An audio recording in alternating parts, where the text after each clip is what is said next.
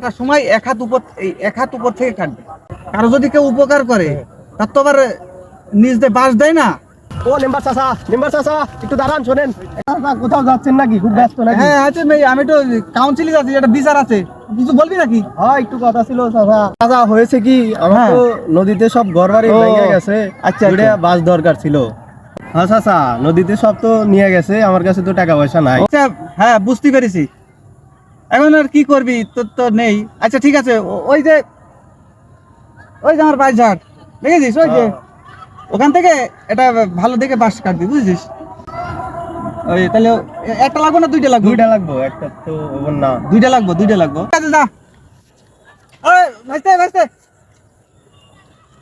শোন, কি হলো আবার চাচা? ওই হচ্ছে বাঁশ তো কাটবি, তবে আছে আমার আবার একটা নিজস্ব রুলস আছে, বুঝলি? হ্যাঁ। ওই কেউ যদি বাঁশ চাতি আসে, আমি বাঁশ দিই, কিন্তু ওই বাঁশটা কাটার সময় এক হাত উপর থেকে কাটবে। এক হাত উপরে কেন চাচা? হ্যাঁ, এটা হচ্ছে যে পৃথিবীর নিয়ম আছে উল্টো, বুঝিস না? কারো যদি কেউ উপকার করে তার তো আবার নিজ দিয়ে বাঁশ দেয় না। এই জন্য আমি সবার বাঁশ বলি যে এক হাত উপর থেকে কাটবি, যাতে বাঁশটা দিতে কি সুবিধা হয়, বুঝিস নি?